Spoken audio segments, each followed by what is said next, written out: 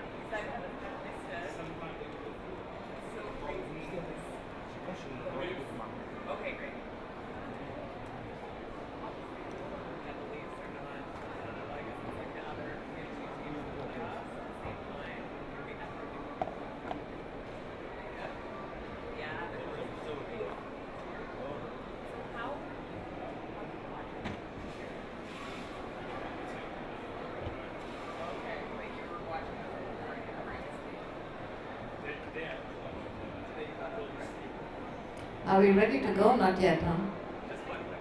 Okay, no problem.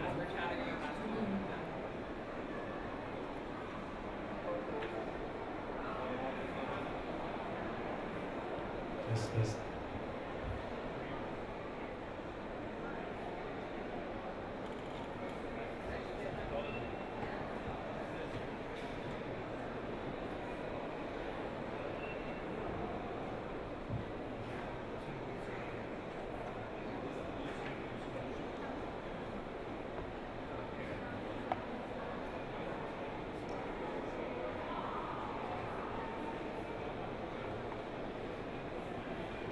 So I'll just start. Test, yeah. So welcome everybody to the session, which is called This is Not a Book.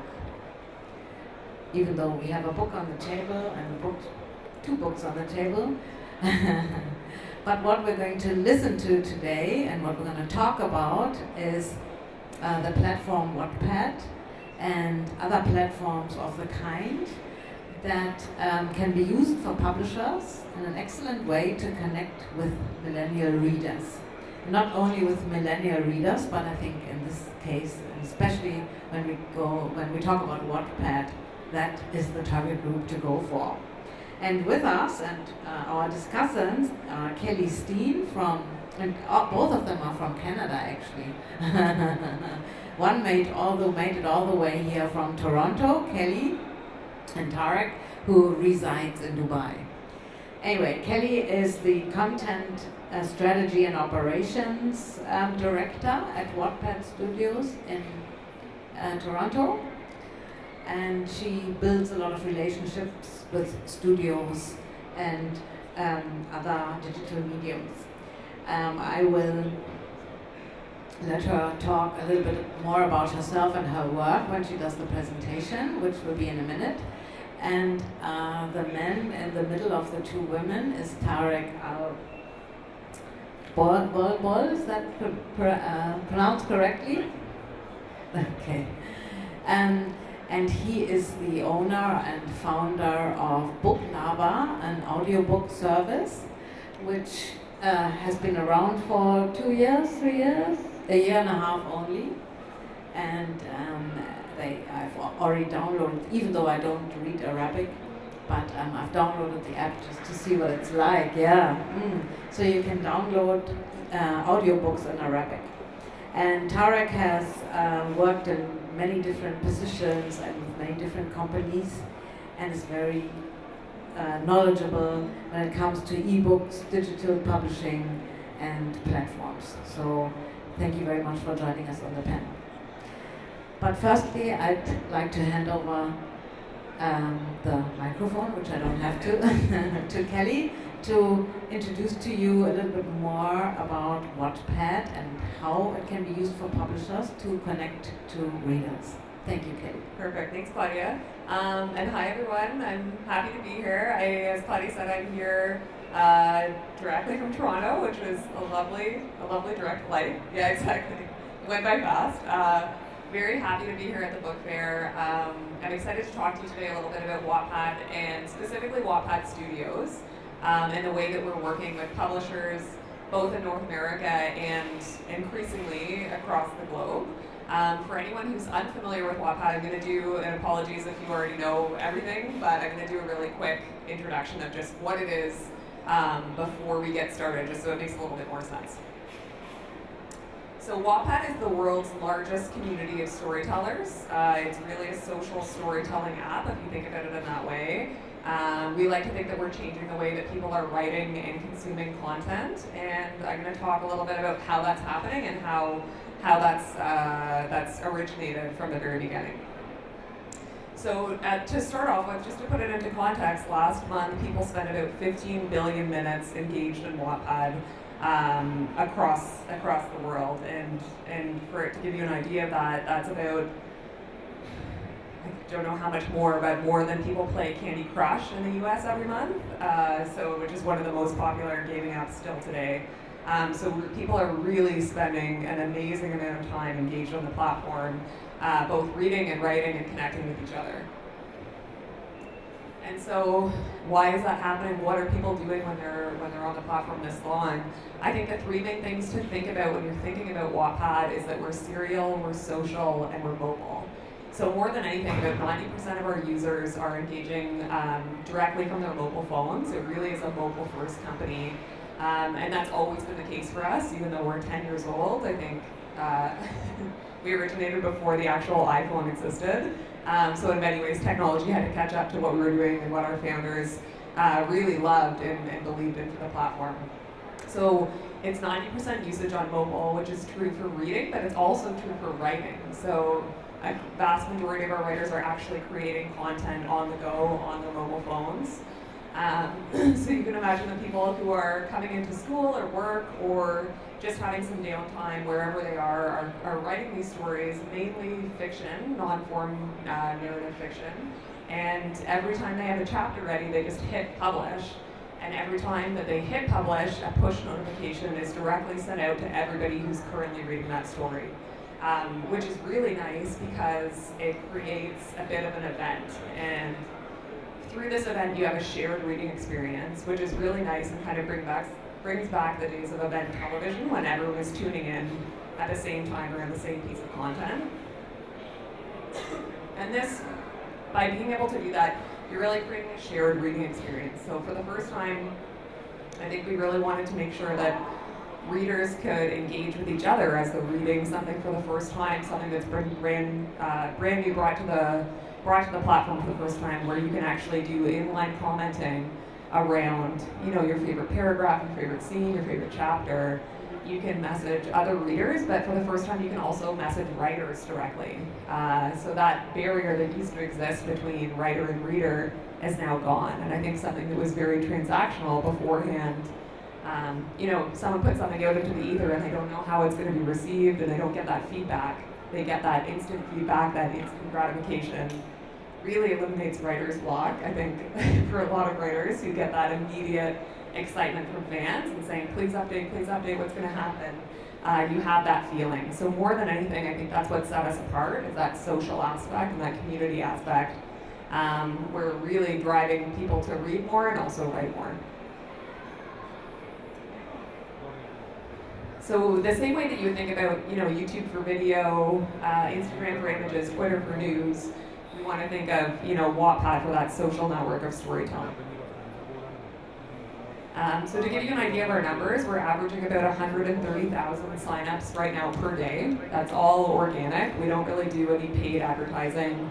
Though we're starting to dabble a little bit more as we're entering into subscription in a few different models, but this is really sent by, the beauty of this is it's sent through stories. Stories are the things that people are sending to each other to help them log in, which is the greatest kind of viral marketing you could ask for, is a bunch of 19 and 20-year-olds to send out Wattpad content all the time. We're all over the world. We're averaging right now about 65 million monthly visitors. And to look at that on a breakdown, US remains our biggest market. I think we're a Toronto-based company, but US is very, important to the business that we do. But we've been seeing tremendous growth through South Asia. Latin America has been very popular for us over the last little while. I dug in as well just to get into UAE. So UAE, I think for the population isn't huge yet, but it really is a fast-growing new market for us. So looking at the numbers of 60,000, that is good, but the story uploads right now are hovering around 1 million. So that's a really good sign that we're going to start to see a lot more engagement coming. Definitely skewed towards female, more so in the UAE than average. I think, correct me if I'm wrong, but I think traditional book market is still about 70% female, in and around that split, and we see that certainly on Wattpad to be true. If you look at Arabic language overall, we get a really nice audience, about 500,000 right now.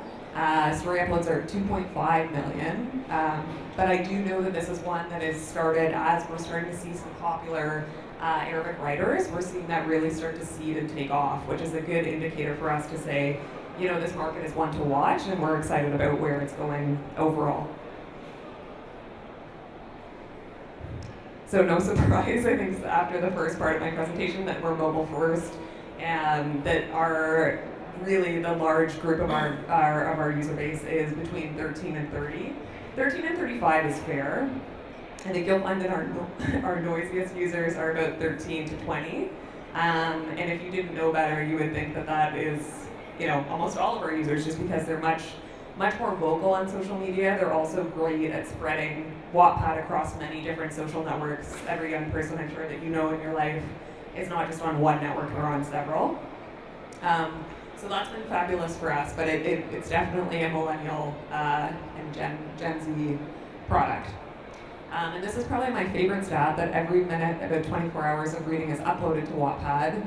And I think it just debunks the idea that young people aren't reading anymore. We certainly are seeing, every month the numbers are going up and up, and I think that Wattpad users specifically, when we ask them in a survey what else they like to read, they say that they don't like to read. So they don't really even associate us with reading, but they're spending hours at a time, reading these fantastic genre-bending stories, fantastic diverse fiction, all types of things. So it really is an amazing time for kind of that literary space to get moving. So if you think about Wattpad as an evolution over the years, I think that, for the first 3 or 4 years, nothing really happened. Technology had to catch up. The iPhone came out. Things started to move. We got to a point where now we're sitting, this is a little bit old, we're sitting to closer to 500 million stories right now.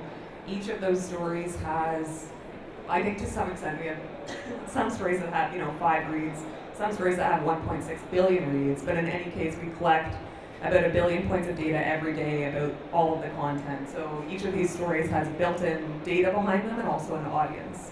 And so very quickly we realized that we had the potential to do a little bit more for our writers and for what they really, aspire to. So this is where my job comes in a little bit more. So about 2 years ago, after some early publishing successes that I'm going to talk through in more detail, we decided to spin out Wattpad to have a division called Wattpad Studios. And really, the aim of Wattpad Studios is to entertain the world through data-driven stories. I think, the power of data and also the scrutiny around data, which lately has been in the news quite a bit, is the full potential that we're seeing enter the entertainment space in a new way. I know Netflix is probably the most recognizable case of that data-driven entertainment model, but it really is, I think, an amazing tool, and we've seen it happen over the last 12 months, especially both in the publishing and entertainment space, to equal effect, which is really exciting for us. Publishing is probably our first love and our first strong relationships that have happened in publishing, and we're starting to see that through entertainment as well. So here's a quick look at some of our partners of who we're working with. I think that we've been dedicated in a big way to the North American market, just because that's easier for us. We're still a small team. Wattpad Studios just started 2 years ago. We started at 4. We're now at 12 people, but it's still relatively pretty lean when we're looking at how to make the most use of our time with partnerships. But this is the year. Our goals for this year is really to expand in a big way internationally. And why is everyone partnering with us, and why do we want to work with everybody? Is I think the idea is that we want to give you a better chance of success. We're never going to say this is 100% going to be a massive hit and you've got the next Twilight. But even if we can increase your odds from 20% to 30%, I think that especially in the entertainment side of how much money is spent in that development process to no effect and things that just sit forever. I think we're just trying to improve the odds of saying we've got something that has built-in audience and data around it. We have a good indicator that this is going to be big. So this is probably the best story of how Wattpad itself works, and I think in how fan behavior really works on the platform. So meet Anna. She joined Wattpad in 2013 to read and write stories. Today, she's the writer of a story with 1.6 billion reads on the platform. How did this happen? Anna was a very young, she's young, she's from Texas, her husband was in the military. Because he was deployed, she had a lot of time on her hands. She started to, someone had sent her the link to Wattpad to read some One Direction stories. She was intrigued by it, she got excited. After a couple of weeks of reading them, she was like, I'm gonna try writing them myself. So she started to just post a chapter a day. She'd never written anything before. This very quickly took off to the point where she was writing, now this is a lot for her to write, and she was writing it all on her phone, but she was writing one new chapter every day and posting it. It got to the point where every time she updated, it would trend on Twitter. Anna, please update. You have fan behavior, people making fan art of all of these different characters. In the book, she references Applebee's, which is like a North American chain. Applebee's started to tweet about it, so like you could tell that something was going on, something was really popular. So it got to the point where about 5% of all of our traffic was being directed just to this story, and our data team freaked out, and they're like, it's either a virus or something really amazing is happening. So that was kind of our first foray. We had never really worked with publishers in a direct way before. I think we'd had a lot of conversations of how can we work together, what would make sense. But this was our first really one. So we worked with Simon & Schuster to take this title out, which debuted, I believe, 2 years ago now, 2.5 years ago. Today it is a huge bestseller in over 40 countries, 30 languages. #1 in Spain, Germany, Italy, France. And it's interesting because Anna only wrote the story in English. She had fans who asked to do some translations, but there were tons of readers who were reading in their second language who wanted to have it in their own. And it's being shot, the movie begins filming, I think, next month or the month after. So it really is a story of how fans can mobilize and really get excited about a piece of content. The same way that you see a band before it's popular, and then when it hits it big, you want to own it for yourself. I think we see that. The question was, are people going to show up in bookstores after they've already read it? And they totally do. They want that artifact, and they want that piece to take with them. So we're working, still continuing today with publishers everywhere. I was with Sarah the other night, who's from HarperCollins, to talk about our partnership. We're working with Hachette, both in the US, also in France, as our first French language first look deal. But we're really looking to grow in that space. I think we've seen some early success of multi-language releases that also, in many cases, are leveraged on the entertainment side as well. So we might have Cupid's Match coming out as a book, but we also have a pilot with CW where those are really going to feed off of each other and work together. So how do we choose these titles? How do we know they're going to be good? How can we give publishers the information that they're looking for when they're wanting to select these titles? Many different ways. I think we've got a talent management program that's worked right into Wattpad Studios, where we're saying, which sometimes it's the writer themselves, sometimes it's the story, sometimes it's genre, but at the end of the day, I think data really is that the religion of Wattpad in some ways, where we're looking, it doesn't have to be the story with the most reads, though that's great if that's true, but it can be a number of different factors, and we're really looking at different metrics to see which ones make sense. Chasing Red is a good example of this. Our data team came to us 2 years ago saying something's going on with this story, it's acting like a bigger story.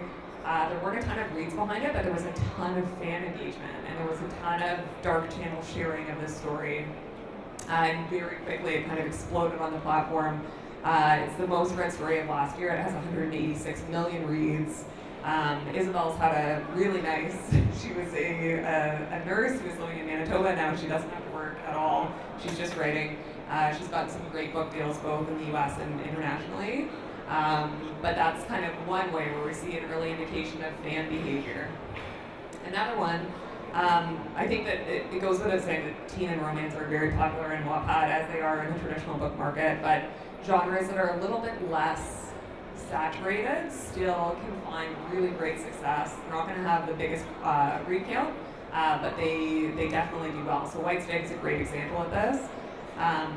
Small read count, I think it had definitely under 50,000 reads when we first saw it, but we could see that the average session length was 6.5 times longer than any other fantasy story. And so we knew, something great is happening here. The story is really sticky. People love it. What can we do with it? So this title has actually gotten a 3-book deal with Macmillan, St. Martin's Press, and it's going to be coming out in January of this year, all because of that kind of early indication. We were able to take it out really early, get the writer kind of involved, because a lot of these writers are so young that they don't even know that this is possible for them. So to get that started as early as possible is always nice.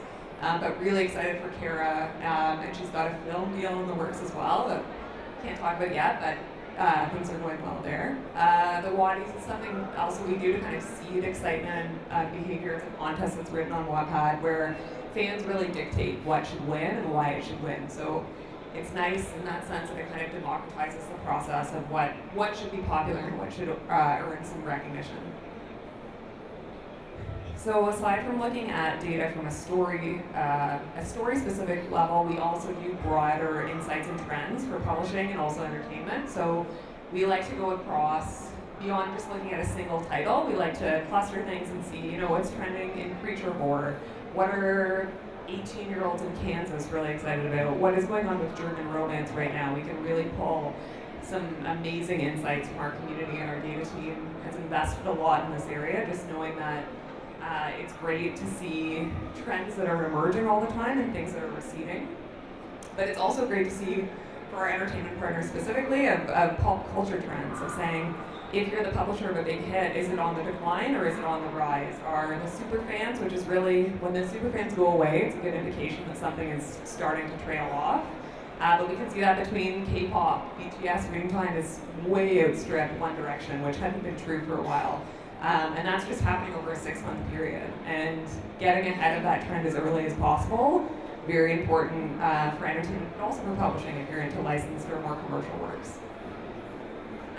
So yeah, we use audience and data as a tool more than anything, and a tool that, depending on the partner, they can tinker with and kind of give their, depending on what your needs are, we can play with that a little bit to see what's the best way to serve you. So we're very popular in the Philippines, which I spoke with Andrea, who was great at giving some insight as well into the Filipino market. We've taken off there very early, so we had a TV show in the Philippines for the last 5 seasons called Wattpad Presents, where every week a Wattpad story was taken off and done as a 4x22 miniseries. The fans really loved it. It was all sourced by data. So the producers kind of came and went, but at the end of the day, it was really data that was dictating what was going to be successful. And the last thing I'll cover really quickly is Cupid's Match, which I mentioned, that's got some book deals that are coming, but we also worked with CW in the US of saying, let's take a Wattpad story and let the audience kind of match it with a filmmaker and then vote on the trailers. So we had this happen where we took a Wattpad story that had a pretty popular story, about 30 million reads. We paired it with 3 different filmmakers to do 3 different trailers, let the audience vote on the trailer that they loved, and then the winning story would be turned into a pilot. So it happened, I would show the video, I probably can't do it today, but the pilot launched on Valentine's Day on CWC. Great reactions from everybody. To date, this is over 500,000 views on the pilot, and it's already, in the 6 weeks since launch, the second most watched video on CWC of all time. So we really have found that sweet spot of engaging an audience and making them tune in for the show, where they're happy to migrate off Wattpad for content they really like. That's it.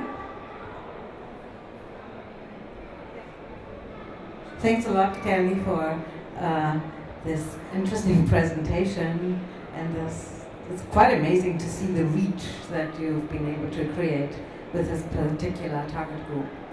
Tarek, you have also worked, I think you've worked for platforms like that, and you set up your own platform, Book Lover, so I think you've written down a few things, a few of your thoughts on engaging audiences. How do you do that? Obviously audio is yesterday in North America. It's tomorrow here. So I mean, what's interesting about Wattpad, and I think that's something we always try to advocate with publishers in the region, is that they should not think of storytelling in the sense of a printed book. It can really be, we are hybrid content consumers. It can be an audiobook, an ebook, a print. It can be something like Wattpad. It can even be a YouTube. I mean, anything, or even eventually movies or TV series.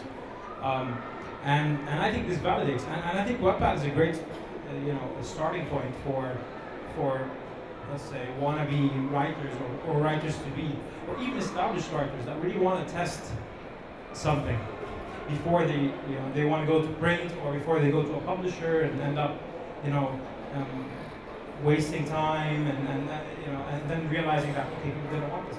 And one example that comes to mind is, for example, I would publish first 2 chapters and I'll see how people, if they're jumping on it, I'll say okay, let me continue, or do I just go and publish it, or and with Buklava we're trying to because we are 10 years behind in audio here, so we're trying to think of these kind of stories or these kind of ways to kind of leapfrog, jump those 10 years, or jump into the future, because we strongly believe that, and we do know people want to read here. Remember, we were talking this morning about the Arab Thought Foundation that says that people only read in the region 6 minutes. But I don't concur with that at all, because, I mean, they do read other stuff. It's like you said, when you tell them, are you reading? They're not readers, but there are things here. Yeah, because to them maybe reading is something else, something very traditional. But I mean, they're using their phones all the time. They're reading something every single. I mean, people on average have their phone open 5 hours a day almost. So I mean, they're reading all the time. It's just different. And from what I've noticed, is that a lot of people want shorter form content. I mean, 400, 500 books. I think the days for that are coming to, my personal point of view.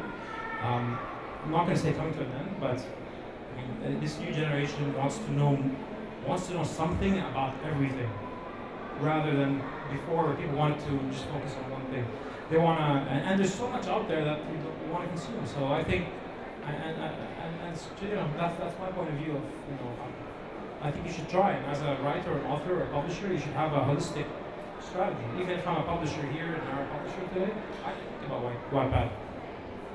Fine, okay, a publisher might say, no, I already published it, I want to offer it for free, Okay, then just have a synopsis, or maybe do an adapted version for Wattpad. What kind of, your platform, Buklava, is quite new, so 1.5 years you said. What kind of audience are you focusing on? And where do you get, do you have data like this where you can see which trends are up, which are, starting to go down, and how much are you using this to build your audience?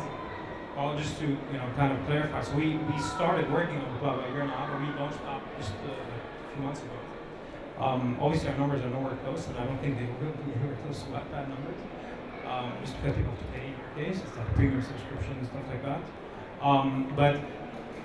What we're focusing a lot on the region.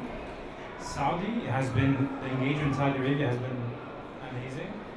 Almost 50% of all our users from around 80 countries are only in Saudi or Saudi alone. We're noticing around almost 60%, almost 60% are between the age of 18 and 35. And interesting enough for us, it's an even mix between male and female. It's like 49, 51. Yeah. So that's something that's been very interesting. And when we started, we thought that the UAE would be the biggest market because we were here, but we noticed that in Saudi people wanted. We also saw a lot of people in the diaspora, Arabs in North America, in Brazil, etc. Because when it comes to audio, a lot of Arabs abroad or outside the Arab world did not. They can understand and hear Arabic, and they can listen to it, but they cannot read it. So for them, it was the first time they actually consume content in Arabic, apart from a movie, apart from a TV series. And where do you get your content? Do you also where do you source your content? Of course there are books, but do you also source your content from platforms like Wattpad? know, and that's something I've written down. We just said to, yeah, we should talk definitely. So the way we source content is either we license, if it's books in the region here that we license, or we're doing now, we're exploring audio drama. So audio drama in the sense of Netflix style, serialized, and just like you said, serious social mobile, and I think that's the term. That's spot on. We either license content that's not in audio, we produce it, or we just if there's something already in audio for us to redistribute. And there's a lot of low-hanging fruit for content that's on shelves and archives, and national archives that have not been used and that's dying out that we want to kind of revive back and bring audio. So that's how the platform we want to, because we'd love to. You have data, and that will help us. And we already have some traction in the region, and we can see what can we bring, whether we do it as a 3-part series or a 3-part series or an audio show or whatever. And Kelly, how does when you told us that you've got about 275 publishing deals so far, do the publishers come to you? Do you go to the publishers? Can the publishers use your platform to see what kind of trends there are at the moment and things like that? Yeah. So it happens in a variety of different ways. We have my colleague Ashley, who's wonderful. She comes from the publishing industry, a good group. I also have a publishing background, but a good group of us who like to have discussions, I think, all the time with publishers around. I think that the best way usually for us to work is pick an established partner in a region. So Chef France is a good example of that, of saying, let's work with you specifically on French language. It's not to say we wouldn't do adaptations of other languages towards French, but to say, let's look specifically with one partner in a region, give you an exclusive first look of content, which usually, it really is dictated at the end of the day by the partner, of saying like, sometimes they approach us and say, we want to come talk to you guys just about horror or just about fantasy, and that's great too, and we do that. With Harper was just with teen content. I think the reality of our small team, it really is kind of a startup within a startup, is that we like to operate at scale if we can. So there are cases where we would take, let's say, a White Stag out broadly to the market for like a single development deal where we would work with a variety of different groups. But really scale is a nice way to do it for us, where we pick a partner, you get to know each other really well, where Sarah and I at this point from Harper, we've been working together for almost a year. And you get to really kind of get into what everybody's working on and saying, like, this is what you guys can bring, this is what we can bring. You get more efficient at it, but you also can do a little bit more exciting experiments. Just being a startup, experimenting is always really exciting to us. We don't say no that often to things. I think there's definitely some small trial periods we would do, but I think that we're looking at it from a growth perspective as well, of knowing that Spanish language for us is so massive. To get a partner for Spanish language would be amazing, and so that's kind of how we prioritize where partners come and go. But a lot of times it's just coincidence, and we get a conversation going with somebody who we feel like could do something really great with us. I think we're always looking for a dynamic partner who is not too slow moving. I know that's hard. I used to work in the publishing industry. It's tough to be very quick, but we love to work together with a partner to start really growing a region together, which is nice for us. And can the publishers, once you work with them, once you've got a deal with them, can they, they have their own marketing departments and all that sort of thing, and you're just saying you would rather work with fast-moving publishers, and fast-moving publishers usually have a better or more efficient, let's say, marketing department than smaller. But I suppose because you've collected all this data and you've got all this connection with fans, how can the publishers use that kind of connection? And that's something that we work really closely both on the publishing side and entertainment. We do actually have a team within Wattpad, outside of Wattpad Studios, it's just brand solutions, so that work every day bringing really bespoke campaigns to the market for publishers already who aren't even publishing Wattpad titles, where we have gotten really strong at doing advertising campaigns within Wattpad. But that's something that we really spend a lot of time making sure that, first of all, the fans feel engaged in the process and they feel excited about the development process. I think that the nice thing is marketing starts on day one. You know, it doesn't start 2 weeks before launch, it starts right away, sometimes a year out of the publishing cycle, which is really a nice way to start that. You know, you make a couple of small bets and see which ones start to take off. But that's a huge part. I think that in many ways, you know, the publishers are bringing something to the table that we don't have, where it's kind of in-store placement and a lot of wonderful built-in. They're experts at reaching their community of readers and their group. And I think that the more that we work together of saying, you know, we can bring this level of engagement to the table, and we're happy to start it, you know, from the writer perspective as well, because the writer's always happy to start that early, and usually they're already very good at talking to their fans and audience in a way that is authentic and that the fans love. But then to also bring things to the table like professional editing services, awesome covers, trade shows, book signings, events. I think in-person events are still something that, you know, we're not wonderful at. We haven't cracked that yet. We'd love to, but HarperCollins certainly has, and Simon & Schuster certainly has. So I think we really work together to make sure that element is working. But that's a huge piece of what we would want to bring to the table for a publisher as well. Thank you.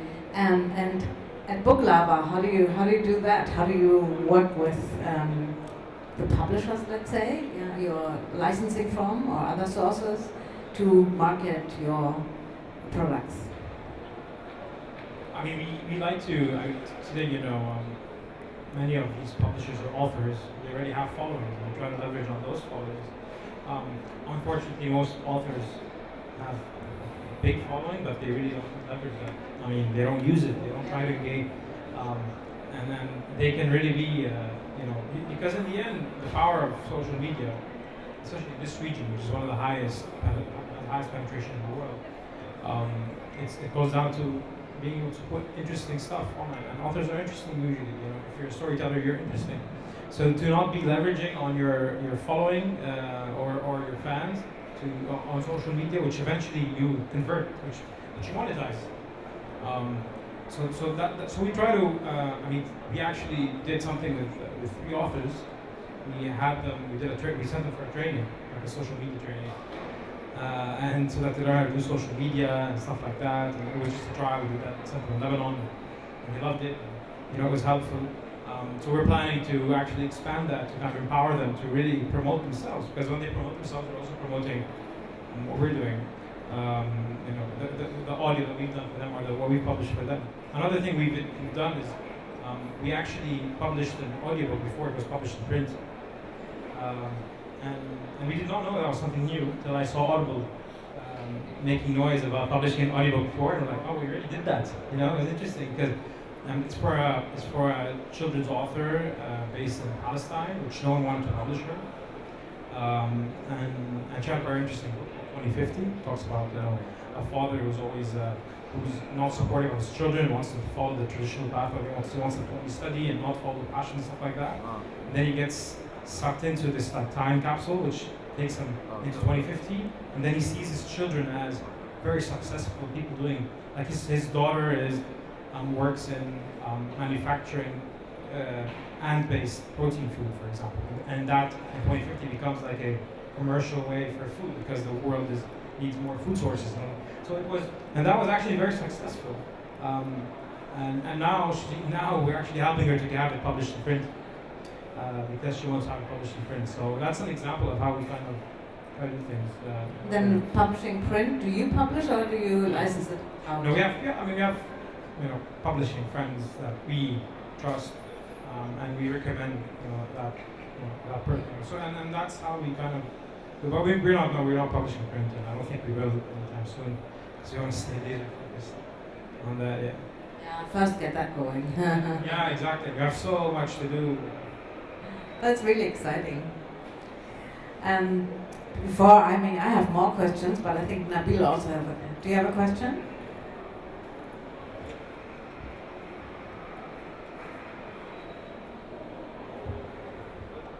Hello. I've heard several speakers talking about readership in the male far lower than females. And you hear that all the time, you know, from different companies and different speakers, including Wattpad. Is that because of the content that you have, or and if it is, do you tend to have different content to get different types of audiences? Yeah. It's a good question. It's something that we think about all the time. It's something we talk about all the time. I think it tends to vary, in some cases, region to region of who's engaging. But at the end of the day, you're right. I think it comes down to genre in a big way. That it's funny because we have all these kinds of confounding stats on Wattpad where sometimes I think people assume that mostly male readers are reading horror content, but actually most horror content readers on our site are women. The writers are often men of that type of content, but I think as our audience is growing up, as all social, I think, audiences are, just with time, that is when you see a better opportunity for male reader penetration. In some ways, it's just because of as we're growing up, the amount of genres and the spectrum of genres that we're getting very strong in is expanding. So fantasy, science fiction, not a surprise, are a little bit more not male dominated, but definitely better male representation in those genres.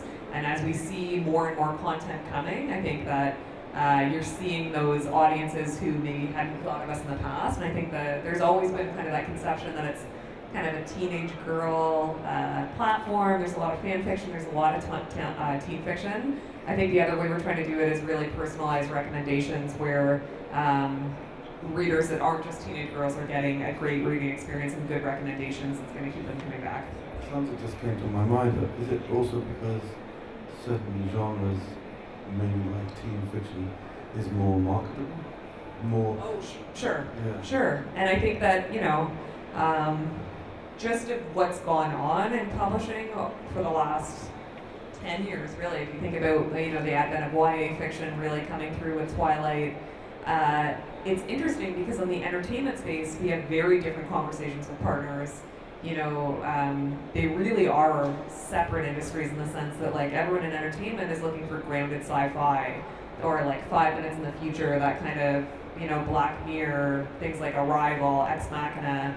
But on the publishing side, it still is much more heavily dominated towards, just traditional contemporary romance, teen, a little bit of those, The Fault in Our Stars types of stories are still there, but different appetite on the entertainment side that I don't know if that's going to move eventually. It's a bit more niche, maybe, but... I guess those are the people that are driving social media as well. Yeah, totally. And driving reads on the platform, which is, it's a hard thing to fight against.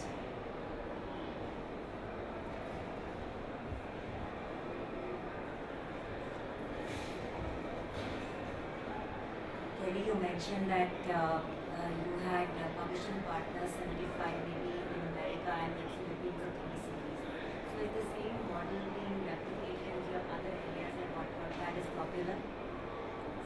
So it's the same model connecting with publishers with the books being published, or like in Philippines the TV series is very popular. So is the same model being replicated in other areas of the world? Yeah, we're working on that right now. Actually, that's a good question. I think that we've just hired someone in Hong Kong who used to work for Fox Entertainment, and he's looking to replicate that the Wattpad Presents model of really. If you think about it, it's really localized content that's being driven by that local audience as well. Of saying, this feels culturally relevant, locally relevant, supporting something that exists and began within the same region.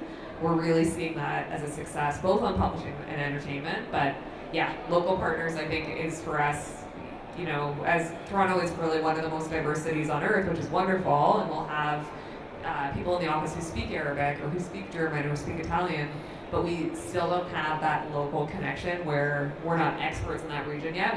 We need to partner with an expert to really get in properly. I noticed in one of the earlier slides where you have a map. Canada was 1 million, France, Germany reached 1 million, but then I saw Philippines 5 million. That's very over-indexed. Were you able to understand why?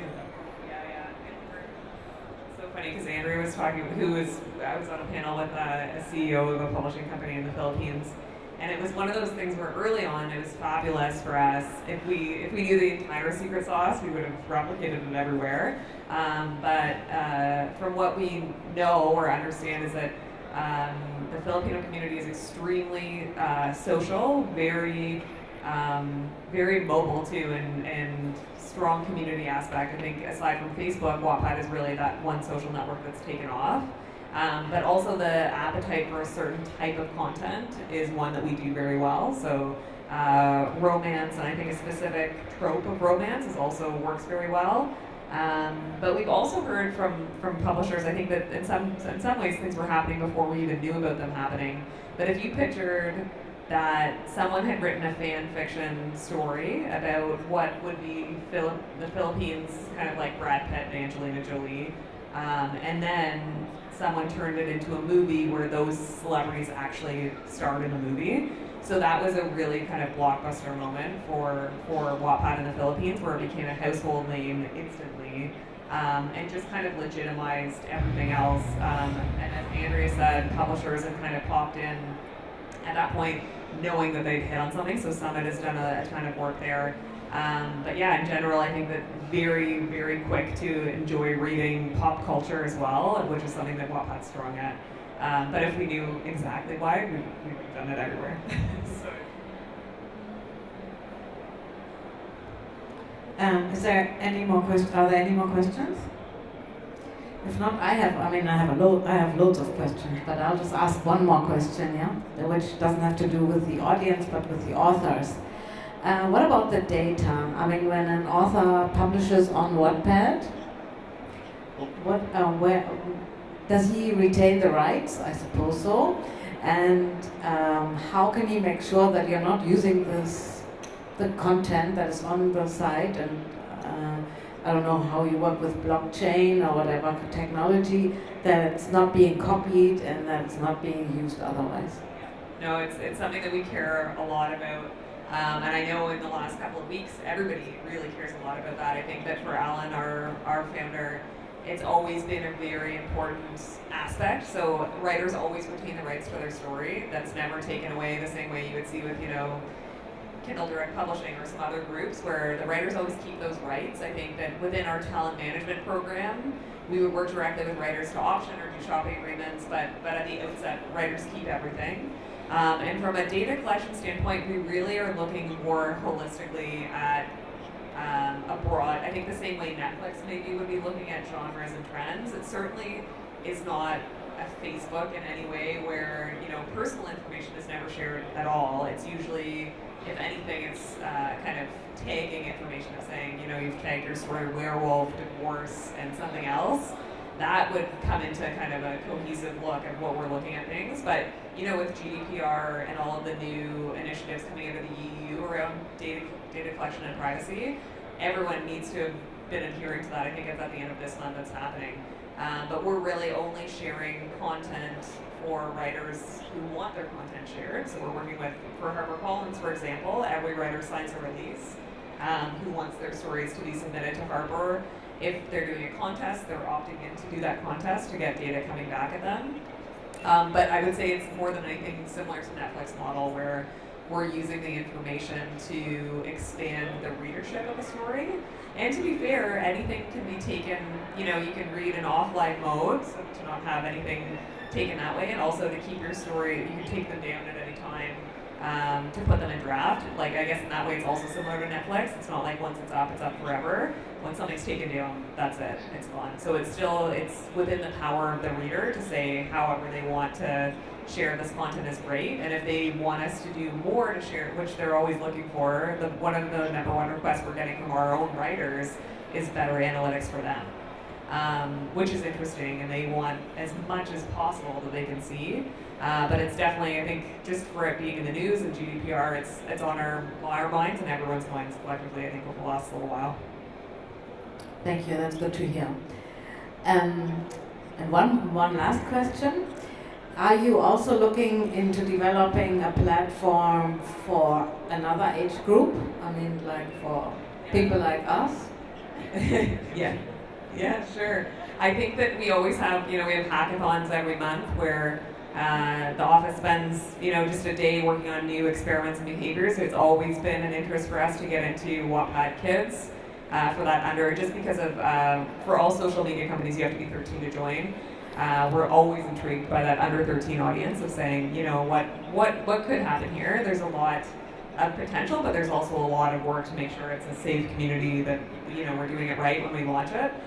So I'm sure that's in the works. We also have looked into things like romance-specific spin-offs, science fiction specific spin-offs. Not yet. We would love to get more mature audiences, because I think that really helps to broaden the range. But those seem to come naturally with time. But I think kids would probably be the next step if we were going to go anywhere. Okay, so we writers, we have to turn elsewhere. Yeah, how do you make money? How do you monetize? I guess that's So Wattpad is a VC-funded company. So the same people who invested in, Twitter and Foursquare were funded by USV in the States. We just closed a round with Tencent in China to do the most recent round of funding. So we're a Series C startup at this point. We also have been working for quite a while actually in the advertising space. So our ad brand solutions team works with companies all over the world, both from publishing, entertainment, and consumer goods. So we work with H&M, Coca-Cola, the biggest movies, Black Panther, etc., to bring audiences from Wattpad in to tune in. Our native advertising has been extremely successful for campaigns like the movie Wonder. So that's been rolling for quite a while. We also have the regular programmatic advertising that everybody has. But we rolled out a subscription program where, Wattpad is always going to be free to everybody who wants it to be free. But there's an option for that ad-free experience. So that's starting to take off in a big way, which is great. So you can either do that through monthly, yearly, weekly, whatever you want.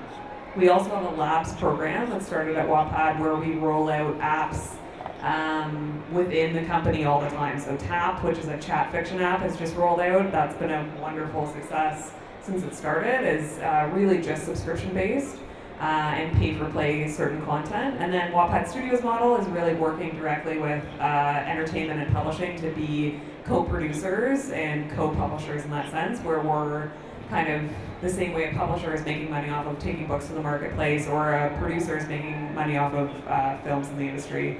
And then our insights in some respect. Okay, well, I think we have to close here. Thank you very much to our speakers. Let's give them a round of applause. Thanks a lot, Tarek and Kelly, for sharing your experience. Thank you so much. And thank you for listening. The next event is going to be over in the E-Zone. It's going to be a presentation of Pinewood Studios, and followed by Storytell.